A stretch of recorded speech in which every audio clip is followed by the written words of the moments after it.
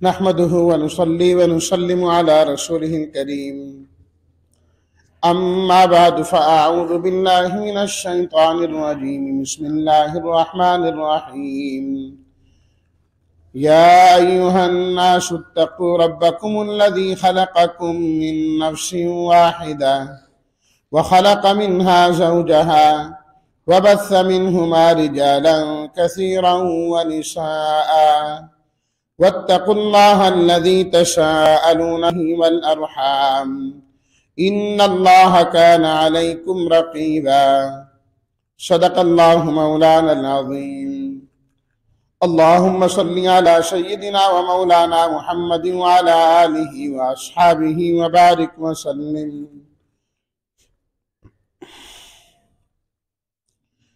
سورہ النساء رات کو تلاوت کی گئی ہے۔ آخری 3 رکوع تقریباً اس کے رہ گئے، باقی تلاوت کی گئی ہے۔ یہ مدنی سورت ہے، یعنی ان سورتوں میں سے ہے جو ہجرت مدینہ کے بعد نازل ہوئی ہیں، اور اکثر جو مدنی سورتیں ہیں ان کے اندر احکامات زیادہ بیان کیے گئے ہیں، کثرت کے ساتھ احکامات ہیں۔ اس سورت کے اندر بھی اللہ تعالیٰ نے کثرت کے ساتھ احکامات بیان فرمائے۔ تقریباً 25 کے قریب احکامات ہیں جو اللہ تعالیٰ نے اس سورت میں بیان فرمائے ہیں۔ 2 طرح کے وہ احکامات ہیں، ایک تو وہ ہیں جن کا تعلق عوام کے ساتھ ہے کہ عوام الناس نے خود ان احکامات پر عمل کرنا ہے، 16 احکام وہ بنتے ہیں۔ دوسرے قسم کے احکامات وہ ہیں جن کا تعلق وقت کے بادشاہوں کے ساتھ ہے کہ انہوں نے اس پر عمل کرنا ہے یا عمل کروانا ہے، ان کی ذمہ داری۔ خلاصہ سب کا یہی بنتا ہے کہ عوام کو چاہیے کہ ایک دوسرے پر کبھی ظلم نہ کرے، اور بادشاہوں کو چاہیے کہ خود ظلم کریں بھی نہ اور ظلم ہونے بھی نہ دیں۔ ان کی ذمہ داری یہ بھی ہے کہ کوئی کسی پر ظلم کرے ہی نہ، جہاں تک ان کی حکمرانی ہے کوئی جرات ہی نہ کرے کہ ظلم کر سکے، جو ظلم کرے بدلہ دلوائیں اس کو۔ تو اس طرح احکامات بیان کیے گئے۔ باقی جو عقائد ہیں وہ تو ہر سورت کے اندر ہیں ہی ہیں، تو کوئی سورت قرآن مجید کی، کوئی سپارہ، کوئی رکوع ایسا نہیں ہے جس میں اللہ تعالیٰ بنیادی عقائد کا ذکر نہ کرے۔ 2 مرتبہ اس سورت میں اللہ تعالیٰ نے واضح طور پر فرمایا ان اللہ لا یغفر ان یشرک بہ ویغفر ما دون ذلک لمن یشاء۔ جو آدمی شرک پر مر گیا اللہ اس کی کبھی مغفرت نہیں کریں گے، کبھی بھی مغفرت نہیں کریں گے۔ وَيَغْفِرُ مَا دُونَ ذَلِكَ لِمَن يَشَاءُ، اس کے علاوہ جس کی چاہیں گے اللہ مغفرت فرما دیں گے۔ 2 مرتبہ اللہ تعالیٰ نے یہ بات فرمائی، اور نبی کریم صلی اللہ علیہ وسلم کے متعلق فرمایا یا ایھا الذین آمنوا اطیعوا اللہ واطیعوا الرسول، ایمان والو اللہ کی بھی اطاعت کرو اور اللہ کے رسول کی بھی اطاعت کرو۔ من یطع الرسول فقد اطاع اللہ، جس نے اللہ کے رسول کی اطاعت کر لی اس نے خود اللہ کی اطاعت کر لی۔ وَأَرْسَلْنَاكَ لِلنَّاسِ رَسُولًا، فرمایا ہم نے تو آپ کو ساری انسانیت کے لیے اپنا نبی بنا کر بھیجا ہے، رسول بنا کر بھیجا ہے۔ وَكَفَى بِاللَّهِ شَهِيدًا، اور اللہ تعالیٰ خود اس کا گواہ ہے کہ آپ ہمارے نبی ہیں۔ اللہ نے نبی کریم صلی اللہ علیہ وسلم کو ساری کائنات کے انسانوں کے لیے نبی بنایا، اور آپ علیہ الصلاۃ والتسلیمات کو خاتم النبیین بنایا، سارے انسانوں کے لیے بھی اور آخری نبی۔ آپ کی موجودگی میں بھی کوئی نبی نہیں ہو سکتا اور آپ کے بعد بھی کوئی نبی نہیں ہو سکتا۔ نبوت کا دروازہ بند، فرشتوں کا ذکر کیا، کتابوں کا، رسولوں کا، ان سب کا اللہ نے ذکر کیا ہے۔ احکامات کو شروع کرنے سے پہلے اللہ تعالیٰ نے تقوی اختیار کرنے کا حکم دیا. ایک ہی آیت میں پہلی میں 2 مرتبہ فرمایا لوگوں تقوی اختیار کرو. جب تمہارے اندر تقوی آئے گا نا تو احکامات پر عمل کرنا آسان ہو جائے گا، آسانی ہو جائے گی. اس کے بعد احکامات کی تفصیل شروع ہو جاتی ہے. پہلا حکم فرمایا کہ یتیموں کو ان کا مال دیا کرو، یتیموں کا مال نہ کھایا کرو. کھانا تو دور کی بات ہے، اس میں تبدیلی بھی نہ کیا کرو، تبدیلی بھی نہ کیا کرو. یہ نہیں کہ عمدہ اپنے نام لگا دو، گھٹیا ان کے نام کر دو. فرمایا یہ سب بہت بڑا گناہ ہے. ایسی لڑکیوں سے نکاح کرو جن کے ماں باپ فوت ہو گئے ہیں، تو فرمایا کہ پھر انصاف بھی کیا کرو. یہ مطلب نہیں ہے کہ اس کے ماں باپ نہیں ہے، کوئی پوچھنے والا نہیں، جس طرح ظلم اور زیادتی کرتے رہو. نہیں، فرمایا اللہ تعالیٰ نے اور عورتیں حلال کی ہیں، کسی اور سے کرو نا، جہاں تم صحیح طور پر حق ادا کرنے والے بنو. اللہ نے اجازت دی ہے، ایک کے بجائے 2 سے کرو، 3 سے کرو، 4 سے کرو، لیکن انصاف قائم رکھنا ہے، ان کے درمیان بھی برابری قائم رکھنی ہے. اسی طرح اگلا حکم، جن عورتوں سے نکاح کرو ان عورتوں کو ان کے مہر بھی دیا کرو. بغیر مہر کے نکاح نہیں ہوتا. بالفرض نکاح کے موقع پر مہر کا ذکر نہ بھی کیا جائے، مہر تب بھی لازم ہو جاتا ہے. اور مہر کے متعلق اصول یہ ہے کہ خاوند اور بیوی دونوں کے جو خاندان ہیں ان کی مالی حیثیت کو دیکھ کر مہر رکھا جائے، کہ اگر اللہ تعالیٰ نے انہیں وسعت والا بنایا ہے تو مہر بھی اس کے مطابق ہونا چاہیے. اور اگر وہ تنگ دست ہیں تو کوئی بات نہیں، اسی کے مطابق کم ہی کر لیں. یہ نہیں ہے کہ سب چیزوں پر خرچ کرنا ہے اور خوب خرچ کرنا ہے. جب مہر کی باری آئے تو فوراً ڈھیلے پڑ جاتے ہیں. یہ کتنا مہر لکھیں؟ وہ کہتا ہے اچھا میں اس سے پوچھ کے آتا ہوں، وہ کہتا ہے میں اس سے پوچھتا ہوں، وہ کہتا ہے میں اس سے پوچھتا ہوں. شادی کی ساری چیزیں پہلے سے طے ہیں، جب مہر کی بات آ جائے تو ایک دوسرے سے پوچھنا ہے. کیا مطلب؟ ٹالنے کی کوشش کرنی. یا تو کیا ہے آخری جواب کیا ہوگا؟ جو شرعی مہر ہے نا وہ لکھ دیں بس. مولانا صاحب جو آپ لکھ دیں نا ہمیں منظور ہے بس، ٹھیک ہے. تو ساری شادی آپ نے طے کی ہے، یہ جو ہم لکھیں گے وہ منظور ہے؟ کیسی بے وقوفوں والی بات ہے. جو جس چیز کا نکاح میں ہونا ضروری ہے اس کو اہمیت ہی کوئی نہیں. بس جتنا وہ شرعی بنتا ہے نا اتنا لکھ دیں، کیا لینا کیا دینا بس ٹھیک ہے. یہ لازمی ہے، یہ قرض ہے جو لکھا جائے گا، دیا دینا ہوگا. بعض مرتبہ الٹ ہوتا ہے، لکھ دیں جی لکھ دیں 20 لاکھ روپے لکھ دیں، گھر کی بات ہے کون سا لینا دینا ہے. کون سا لینا دینا نہیں، جتنا لکھایا ہے ذمہ لازم ہو جائے گا. نہیں دیں گے قیامت کے دن آپ کو دینا پڑے گا، قیامت کے دن دینا پڑے گا. اور یہ بھی نہیں ہے کہ بیوی سے معاف کرا لیں گے، وہ اپنی خوشی سے معاف کرے تو ٹھیک ہے. کہہ کلوا کے نہیں معافی کرانی کہ معاف کر دو جانے دو. جی اس نے مجھے معاف کر دی، آپ ایک مرتبہ دے کر تو دیکھیں نا وہ معاف کرتی ہے کہ نہیں کرتی. آگے وراثت کی بات آ رہی، وہاں پر بھی اسی طریقے سے یہ ہوتا ہے. جی بہنوں نے ہمیں معاف کر دیا، انہوں نے کہا جی ٹھیک ہے آپ رکھ لیں، ہم نہیں لیتے. بھائی اس لیے کہ ان کو پتا ہے ماں باپ چلے گئے ہیں، اب یہ بہن بھائی رہ گئے ہیں، ان سے بھی اگر ہم جائیداد کا وراثت کا مطالبہ کریں گے تو ان سے بھی جائیں گے. تو چلو ہمارا آنا جانا تو اپنے گھر میں لگا رہے نا. بھائیوں کے ساتھ اس ڈر کی وجہ سے کر رہی ہیں.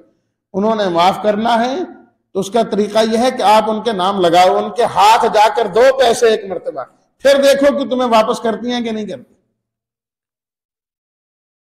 دینے سے پہلے کیسے معافی ہوگی؟ دے کر تو دیکھو نا، پھر پتہ چلے گا. تو اللہ تعالی نے فرمایا وَآتُوا النِّسَاءَ صَدُقَاتِهِنَّ نِحْلَةً، عورتوں کو ان کے مہر دیا کرو خوشی خوشی. پریشان ہو کے نہیں دینا، یہ بھی دینا پڑ گیا، یہ ہمارے اوپر لازم پڑ گیا. جس طرح شادی آپ نے خوشی خوشی کی ہے، کھانا لوگوں کو خوشی خوشی کھلایا ہے، کپڑے خوشی خوشی لے کے آئے ہوں، فرمایا کہ مہر کا معاملہ بھی ایسے خوشی خوشی ہونا چاہیے، خوشی کے ساتھ لینا اور دینا ہے. معذرت کے ساتھ 2 موقع شادی میں ایسے آتے ہیں، ایک تو یہ مہر والا ہو گیا، دوسرا وہ بیچارہ نکاح پڑھانے والا ہے. جب اس کی فیس کا معاملہ آ جائے تو وہاں پر بھی پورا خاندان مشورہ کرتا ہے، پورا خاندان. کتنے دینے چاہیے مولوی صاحب کو پیسے؟ مولوی صاحب آپ بتا دیں آپ کی فیس ہے کتنی؟ اچھا یہ بتا دیں وہ سرکاری پیسے کتنے ہوتے ہیں؟ لا حول ولا قوت الا باللہ۔ باقی جگہ آپ نے ساری سرکاری فیسیں ادا کی، حال والے سے آپ نے پوچھا ہے آپ کی بجلی کتنی خرچ ہوگی اور کھانا کتنا ہوگا تو ہم اس کے مطابق دیں گے۔ ڈھول والے سے پوچھ کے آئے ہیں کہ آپ جو ڈھول کو پیٹتے ہیں کتنی طاقت لگتی ہے اتنے پیسے دیں۔ کوئی عقل کو ہاتھ مارنا چاہیے۔ جب سارے کام خوشی سے ہیں تو شادی کے سارے کام بھی خوشی سے ہونے چاہیے۔ اگلا حکم وَلَا تُؤْتُوا السُّفَهَاءَ أَمْوَالَكُمْ، فرمایا کم عقلوں کو، یتیم بچے ہیں نا ان کی کفالت تو آپ نے کرنی ہے، ابھی بڑے تو ہو گئے بالغ تو، لیکن ابھی مال سنبھالنے کے قابل نہیں ہے، تو فرمایا مال ان کے حوالے نہ کرو تاکہ مال ضائع نہ ہو جائے، اپنے پاس رکھو، اور اگر وہ تمہیں کچھ نہ کچھ بات الٹی پلٹی کہہ بھی دیں تو قولوا لهم قولا معروفا، اچھے طریقے سے ٹال دیا کر، تو بیٹا سب کچھ آپ کا ہی ہے، میں نے کیا کرنا ہے، میں تو آپ کے لیے کر رہا ہوں، فلاں کر، اچھے طریقے سے ٹالتے جاؤ، یہ نہیں اس نے بات کی کہا سنبھالو اپنا مال میں جا رہا ہوں مجھے کیا ضرورت ہے۔ فرمایا نہیں، اللہ نے آپ کو ذمہ داری دی ہے، جس کی ذمہ داری ہے، جو ذمہ دار ہے اس کو حوصلہ بھی رکھنا چاہیے، اس کو حوصلہ بھی رکھنا چاہیے، اس کو یہ سب کچھ سننا پڑتا ہے، یہ سب کچھ ہوتا ہے۔ فرمایا جب مال دینے کی باری آئے تو پہلے آزما کے دیکھ لیا کرو یہ اپنا مال سنبھال لیں گے، سنبھالنے کے قابل ہو جائیں تو گواہوں کے سامنے مال حوالے کیا کرو، بھئی اس کے بڑے فوت ہوئے، اس کا باپ فوت ہوا، اتنی جائیداد چھوڑی، اب پھر اس کے بعد یہ ہوتا رہا، اتنا بڑھ گیا، یہ اتنا کم ہو گیا، یہ سارا حساب ہے، اب اس کے بعد میں ان کا مال ان کے حوالے کر رہا ہوں، تو ان کے حوالے کر دینا چاہیے، اس طریقے سے دے۔ فرمایا کہ جو یتیم کا والی ہے، یتیم کے مال کی حفاظت کرنے والا ہے، اگر اللہ تعالیٰ نے اس کو غنی بنایا ہے تو اس کو چاہیے کہ پھر اس میں سے کچھ بھی نہ لے، ساری خدمت اس کی اللہ کی رضا کے لیے کرے، اللہ تعالیٰ سے اجر لینا ہے نا۔ نبی کریم صلی اللہ علیہ وسلم نے ایک موقع پر اپنی ان 2 انگلیوں سے اشارہ فرمایا میں اور یتیم کی کفالت کرنے والے قیامت کے دن اس طریقے سے ہوں گے، فرمایا اس طرح اکٹھے ہوں گے، جتنی یہ انگلی آگے بڑھی ہوئی ہے، فرمایا میں نبی ہوں، کچھ مقام تو زیادہ ہوگا میرا، لیکن وہ بھی میرے ساتھ ہوگا یتیم کی کفالت کرنے، تو اللہ سے اجر لینا۔ اور فرمایا کہ جو شخص فقیر ہے، تنگ دست ہے، اگر اپنے کام پر جاتا ہے تو پھر یتیم کی کفالت صحیح نہیں ہو سکتی، اور یتیم کی کرتا ہے تو اپنا کام نہیں ہوتا، فرمایا فَلْيَأْكُلْ بِالْمَعْرُوفِ، تو دستور کے مطابق وہ اس یتیم کے مال میں سے بھی لے سکتا ہے تاکہ اس کے مال کی حفاظت رہے۔ بھی اپنا کاروبار دیکھے گا کہ یتیم کا کاروبار دیکھے، ایک ہی ہو سکتا ہے، دونوں تو نہیں ہو سکتے، تو کسی کو جو ملازم رکھنا ہے اس کو تنخواہ دینی ہے، فرمایا تم یہاں پر کرو، جتنا کسی کو دینا ہے وہ خود لے لو تاکہ تمہارا گزارا بھی چلتا جائے اور ان کا کام بھی۔ حضرت ابوبکر صدیق، حضرت عمر فاروق رضی اللہ تعالیٰ عنہما کے بارے میں آتا ہے کہ جب وہ لوگ خلیفہ بنے تو انہوں نے جو پہلا خطبہ دیا اس کے اندر یہی بات کی، کہا ہماری مثال یتیم کے والی جیسی ہے، بیت المال کے ساتھ ہم یہی کریں گے، اگر اللہ نے ہمیں دیا خوشحال ہوئے تو ہم بیت المال میں سے کوئی خرچ نہیں لیں گے، عوام کے مال میں سے کچھ نہیں لیں گے، اور اگر تنگ دستی ہوئی اور ہمارا گزارا نہ ہوا تو اتنا ہی لیں گے جتنا یتیم کا والی یتیم کے مال سے لے سکتا ہے، بس اس کے علاوہ ہم نہیں لیں گے۔ یہاں تو کیا ہے، وزیر بنتے ہی، حکومت آتے ہی جو کچھ ہوتا ہے وہ آپ کے سامنے، خوب لوٹو عوام کے مال کو جتنا ہو سکتا ہے۔ للرجال نصیب مما ترک الوالدان، اگلا حکم فرمایا وراثت میں جس طرح مردوں کو حصہ ملتا ہے عورتوں کو بھی حصہ ملتا ہے، مما قل منہ او کثر، چاہے جو مال چھوڑ کر مرا ہے وہ تھوڑا مال ہو یا زیادہ ہو، یہ نہیں دیکھا جائے گا، جو وارث بنتے ہیں، جہاں بیٹے کا حصہ ہے بیٹی کا حصہ بھی ہے، بھائی کا حصہ ہے تو بہن کا حصہ بھی ہے، یہ نہیں کہ مردوں کا ہے عورتوں کا نہیں۔ فرمایا اسی طریقے سے ڈرنا چاہیے ان لوگوں کو جو یتیموں کا مال کھاتے ہیں۔ آج تم کسی کا مال کھاتے ہو سکتا ہے کل تم مر جاؤ اور تمہاری اولاد اسی طریقے سے ہو، پھر کیا کرو گے؟ پسند کرو گے کہ تمہارے بچے جو ہے نا کشمہ پرسی کے عالم میں ہوں، فرمایا جو یتیموں کا مال کھاتا ہے ناجائز طور پر بھڑکتی آگ کے اندر جائے گا۔ اگلا حکم، وراثت میں اللہ تعالیٰ نے جو مال دیا خود اس کی تفصیل بیان فرما دی، خود تفصیل بیان کر دی، مردوں کو کیا ملے گا، عورتوں کو کیا ملے گا۔ مرنے والے کی اولاد ہے، بیٹے اور بیٹیاں ہیں، جتنا حصہ بیٹے کو ملے گا بیٹی کو اس کا آدھا ملے گا۔ مرنے والے کا ایک ہی بیٹا ہے، سارا دو بیٹے، صرف بیٹے ہیں، سارا مال ان کا ہے۔ صرف ایک بیٹی ہے، کل مال کا آدھا مل جائے گا۔ ایک سے زیادہ ہیں، کل مال کے 2/3 ان کے ہو جائیں گے۔ مرنے والے کی اولاد ہے تو ماں اور باپ میں سے ہر ایک کو چھٹا چھٹا حصہ ملے گا۔ اولاد نہیں ہے، ماں کو تیسرا حصہ دے کے باقی سارا باپ کو دے دینا۔ فرمایا تم نہیں جانتے کس کو کتنا دینا ہے، یہ ہم نے خود ہی مقرر کر دیا۔ بیوی مر گئی اور اس کی اولاد نہیں ہے، خاوند کو آدھا ملے گا۔ اولاد ہے، خاوند کو 1/4 حصہ ملے گا۔ خاوند مر گیا اور اس کی اولاد نہیں ہے، بیوی کو 1/4 حصہ ملے گا، ہے تو 8واں حصہ ملے گا۔ ایسا بندہ مر گیا جس کی اولاد بھی نہیں، بہن بھائیوں میں سے بھی کوئی نہیں ہے، تو ماں شریک بھائی ہو تو ان کو 6واں حصہ دے دیا جائے گا، ایک سے زیادہ ہو تو 1/3 دے دیا جائے گا۔ تو یہ علم میراث ایک پوری تفصیل ہے، جو سورج سامنے آئے وہ اسی وقت پوچھ لینی چاہیے۔ اگلا حکم فرمایا کہ جو زنا کے اندر مبتلا ہو جائیں مرد و عورت تو ان کو سزا دو۔ پہلے سزا متعین نہیں تھی، فرمایا ان کو ایذا دو، اس طرح اس کو سزا دو کہ محسوس کرے۔ اس کے بعد ساتھ ہی فرما دیا ان قریب اللہ اور بھی حکم لازم کر دیں گے۔ پھر اللہ تعالیٰ نے سورہ نور نازل کر کے اس کے اندر احکامات بیان فرما دیے کہ ان کے ساتھ کیا کرنا ہے۔ ساتھ ہی فرمایا مرنے سے پہلے توبہ کا دروازہ کھلا ہے، جب توبہ کر لو گے اللہ تمہارے گناہوں کو معاف کر دے۔ جب موت کا وقت شروع ہو گیا، آخرت کی چیزیں نظر آنا شروع ہو گئیں، پھر توبہ کرو گے اللہ تعالیٰ کے ہاں قابل قبول ہے۔ اگلا حکم، اس زمانے میں یہ ہوتا تھا کہ مال کسی کا ہتھیانہ ہوتا تو کوئی شخص مرتا تو آ کے کہتے یہ جو بچی ہے نا بس میں اس کا والی ہوں، میں اس کا خیال کروں گا۔ مقصد کیا ہوتا تھا کہ اس کا مال میں نے قبضہ کرنا۔ اب کیا کرتے ہیں، نہ اس کا کہیں نکاح کرتے ہیں، نہ اس کو نکاح کرنے دیتے ہیں، مال سے خود ہی فائدہ حاصل کرتے رہتے ہیں۔ اللہ نے فرمایا مہر وراثت میں مال ملتا ہے، عورتیں نہیں ملا کرتی، وراثت بس وہیں تک ہے، اس سے آگے وہ کہے میں، اس کی کہے میں، اللہ تعالیٰ نے خود ہی متعین کر دیا کہ اس کا ولی وارث کون ہوگا۔ وَإِنْ أَرَدْتُمُ اسْتِبْدَالَ زَوْجٍ، اگلا حکم فرمایا کہ اللہ نہ کرے اگر نوبت یہاں تک پہنچ جائے کہ بیوی کو طلاق دینی پڑ جائے تو جو کچھ تم نے اس کو دیا ہے وہ اسی کا ہی ہے، وہ نہیں واپس لے سکتے۔ تم مہر دیا وہ اسی کا ہے، تحفے تحائف دے دیے وہ اسی کی ہیں۔ یہ نہیں اللہ نہ کرے نوبت طلاق تک پہنچی تو کہتے نہیں ہماری فلاں چیز واپس کرو، خامد کہتا ہے میں نے یہ دیا تھا، میرے فلاں رشتہ دار نے فلاں تمہیں سیٹ دیا تھا وہ واپس کرو۔ فرمایا یہ غلط بات ہے، جو جس کو چیز دے دو وہ اسی کی ہے، طلاق تک بھی نوبت پہنچے تو وہ واپس نہیں لے سکتے، وہ اسی کا ہی ہے۔ وَلَا تَنْكِحُوا مَا نَكَحَ آبَاؤُكُمْ، اگلا حکم فرمایا نکاح سے عورت حلال تو ہوتی ہیں لیکن بعض عورتیں وہ ہوتی ہیں جو نکاح سے بھی حلال نہیں ہوتی، ہمیشہ کے لیے حرام ہے۔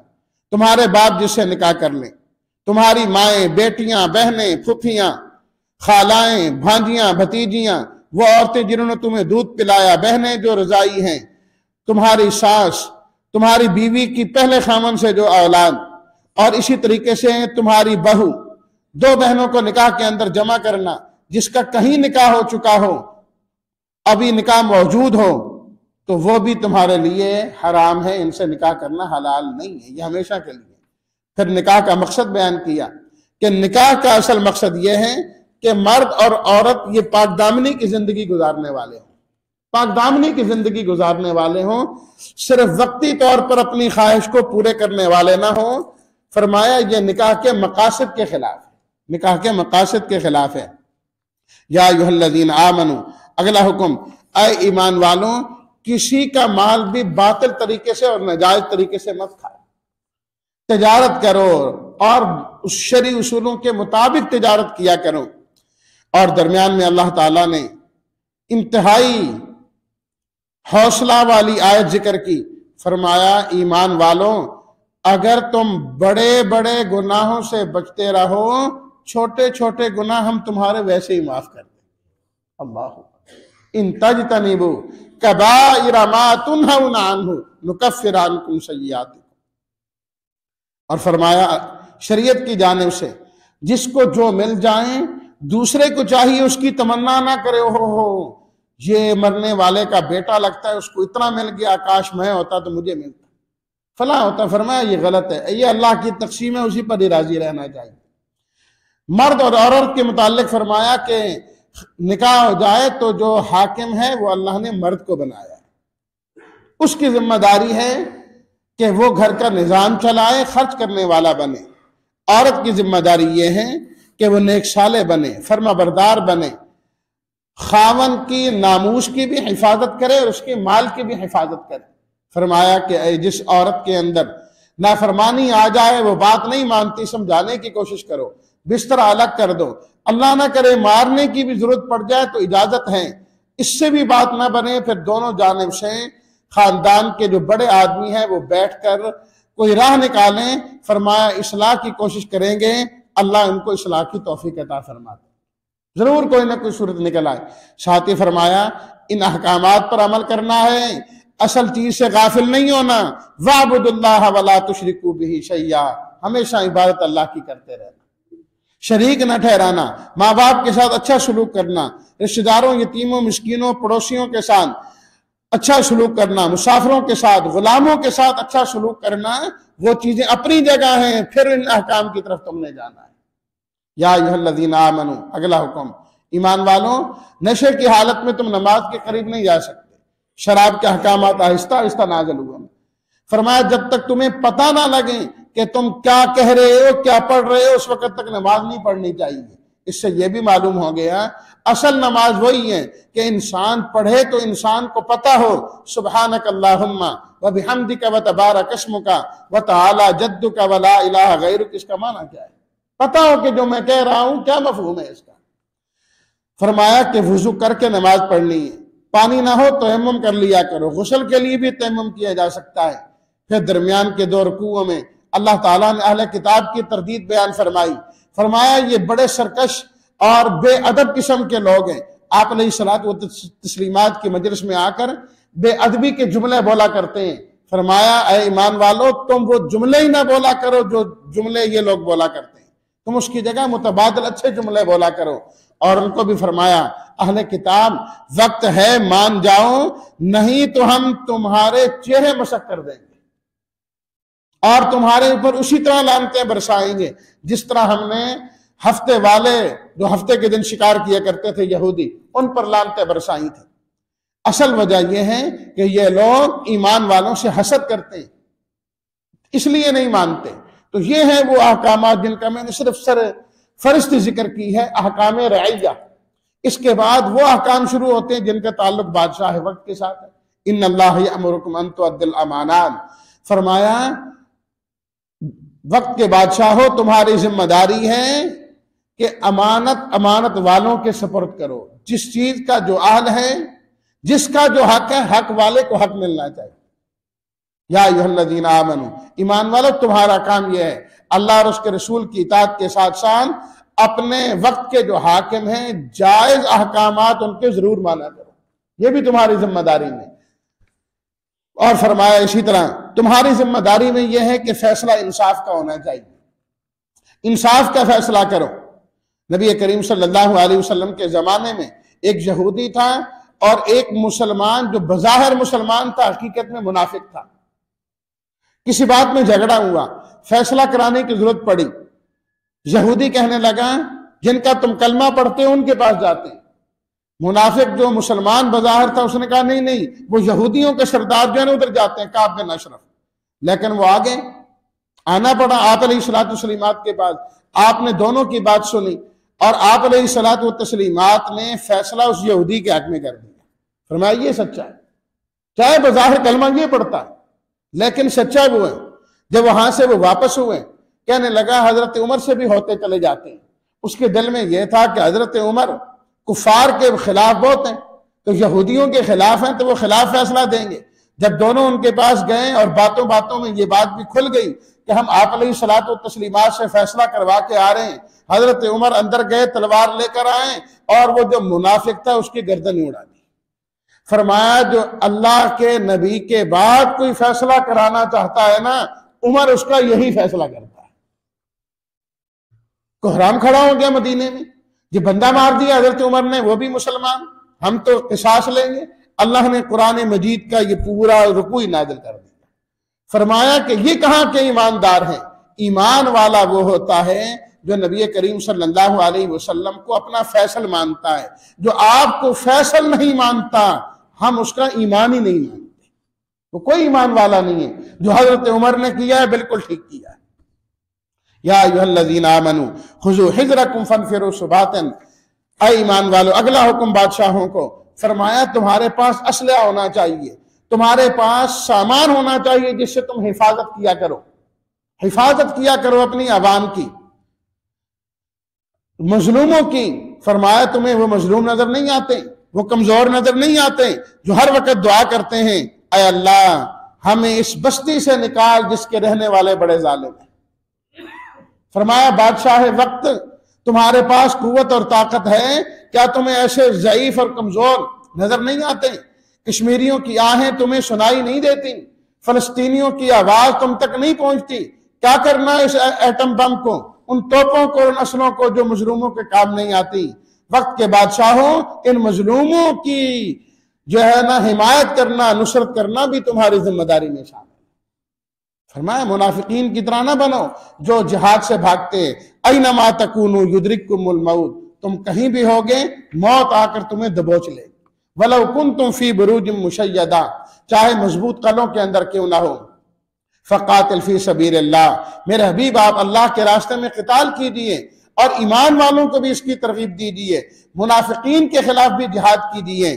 اگلا حکم تمہاری ذمہ داری ہے کہ تمہاری حکمرانی کے اندر ناجائز قتل نہیں ہونا چاہیے، اگر قتل ہو جائیں تو قصاص اور اس کا بدلہ ہونا چاہیے، یہ بھی تمہاری ذمہ داری میں شامل ہے۔ اگلا حکم ایمان والوں، کوئی بھی معاملہ پیش آ جائے اس کی تحقیق کرنا بھی تمہاری ذمہ داری ہے۔ بادشاہ وقت یہ نہیں جس نے کان بھر دیے چپ کر کے اس کے مطابق فیصلہ شروع کر دے، پوری تحقیق کریں اور اس کے بعد جو ہے نا وہ اس پر عمل کرنے والا بنے۔ فرمایا یہ تحقیق کا معاملہ نہیں ہوگا تو پھر معاملات خراب ہو جائیں گے۔ اگلا حکم ایک جگہ رہ کر تم دین اسلام پر عمل نہیں کر سکتے، ہجرت کر کے دوسری جگہ چلے جاؤ، اللہ تعالیٰ ہر لحاظ سے تمہارے لیے وسعتیں پیدا کر دیں گے۔ اگلا حکم جہاد کے لیے جاؤ، نماز کٹھے اگر ایک امام کے پیچھے پڑھنا چاہو اور ممکن نہیں تو فرمایا 2 جماعتیں بنا لیا کرو، اور سارا اس کا طریقہ ذکر کیا۔ اگلا حکم انا انزلنا الیک الکتاب بالحق، فرمایا ہم نے یہ کتاب آپ کی طرف نازل کی ہے، سارے فیصلے قرآن مجید کے مطابق ہونے چاہیے، سارے فیصلے اس کے مطابق ہونے چاہیے۔ پھر درمیان میں یتیموں کا ذکر کیا جس کا پہلے بھی ذکر آیا، یا ایھا الذین آمنوا کونوا قوامین بالقسط۔ اگلا حکم فرمایا ایمان والوں تم انصاف کے ساتھ قائم ہو جاؤ اور گواہی اللہ کے لیے دیا کرو۔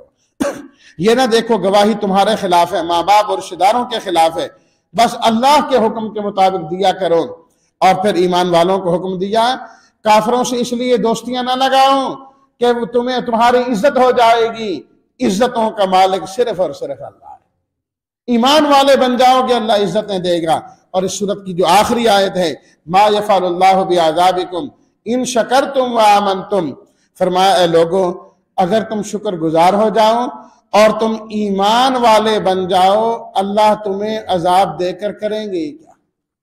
فرمایا ہمیں کیا ضرورت ہے کہ تمہیں عذاب دے، ایمان والے تم ہو جاؤ، شکر گزار تم ہو جاؤ، بس 2 چیزیں چاہیے۔ پھر چھٹا سپارہ شروع ہوتا ہے جو 2-3 رکوع ہیں سورہ نساء کے، اللہ تعالیٰ نے اہل کتاب کی تردید بیان کی، فرمایا ایمان نہیں لائے نا، نہ شکرے بن کر رہے نا، تو نتیجہ کیا ہوا؟ دنیا میں بھی لعنتیں آئیں ان پر اور عجیب کاموں کے اندر مبتلا ہوئے۔ حضرت عیسیٰ علیہ الصلوۃ والتسلیمات کو قتل کرنے کی یہودیوں نے کوشش کی، اور اس کے بالمقابل عیسائیوں نے ان کو الہ اور خدا بنا لیا۔ ایمان میں گڑبڑ کی تو وہ مردود قرار پائے، گمراہ ہو گئے۔ تم صحیح ایمان والے بنو، شکر گزار بنو، اللہ کبھی بھی تمہیں عذاب نہیں دے گا۔ اللہ ہمیں ایمان والا اور شکر گزار بندہ بنائے۔ الحمدللہ رب العالمین والصلاۃ والسلام علی سید الانبیاء والمرسلین وعلی آلہ واصحابہ اجمعین۔ ربنا تقبل منا انک انت السمیع العلیم وتب علینا انک انت التواب الرحیم۔ اللهم أعنا على ذكرك وشكرك وحسن عبادتك. اللهم وفقنا لما تحب وترضى. اللهم اهدنا وسددنا. اللهم ألهمنا رشدنا وأعذنا من شرور أنفسنا ومن سيئات أعمالنا. رب اغفر وارحم وتجاوز عما تعلم إنك أنت الأعز الأكرم. حسبنا الله ونعم الوكيل، نعم المولى ونعم النصير. وصلی اللہ تعالی علی خیر خلقہ محمد وآلہ وأصحابہ اجمعین برحمتک یا ارحم الراحمین.